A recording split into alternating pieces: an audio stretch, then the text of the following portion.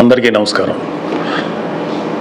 జన సైనికులకి, వీర మహిళలకి, నాయకులకి, ముఖ్యంగా పిఠాపురం జన సైనికులకి, వీర మహిళలకి, అలాగే కూటమిలో ఉన్నటువంటి ప్రతి నాయకుడికి, ప్రతి కార్యకర్తకి నా ధన్యవాదాలు. ముఖ్యంగా ఇవాళ కూటమి విజయానికి చేరువలో ఉంది. వైసీపీ పరాజయం అంచుల్లో ఉంది.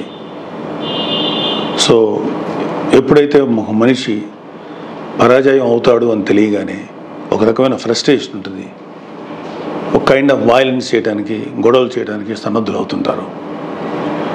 మీ అందరికీ నా విన్నపం ఏంటంటే, ముఖ్యంగా జన సైనికులకి, వీర మహిళలకి, నాయకులకి, రేపు ఓట్ల లెక్కింపు సమయంలో మనం సమయం పాటించి ప్రభుత్వానికి, ఎన్నికల సంఘం వారికి, పోలీసులకి మనం చక్కగా సహకరిద్దాం. అలాగే వైసీపీ వారి యొక్క ఎటువంటి కవ్వింపు చర్యలకి ప్రతిస్పందించద్దు అని చెప్పి మిమ్మల్ని అందరినీ మనస్ఫూర్తిగా కోరుకుంటున్నాను. ఎందుకంటే ఏమీ లేని నాకు ఎగిరెగిరి పడుతుంది, అన్నీ నాకు అడిమడిగా ఉంటుంది అన్నట్టు మనందరం సైలెంట్గానే ఉందాం. కూటమి సభ్యులందరికీ, అలాగే జనసేన కార్యకర్తలకి, వీర మహిళలందరికీ ఒక మనవి, మనం ప్రజాస్వామ్యాన్ని గౌరవిద్దాం.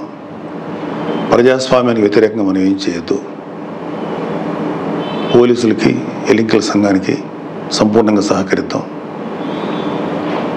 మన డెమోక్రటిక్ స్పిరిట్ని మనం నిలబెట్టుకుందాం. ఖచ్చితంగా రేపు రాబోతున్నది మన కూటమి ప్రభుత్వమే. కాబట్టి ఓడిపోయే వాళ్ళు చేసేటువంటి కవ్వింపు చర్యలకి, వాళ్ళు చేసేటువంటి అల్లర్లకి మీరు ప్రతిస్పందించద్దు.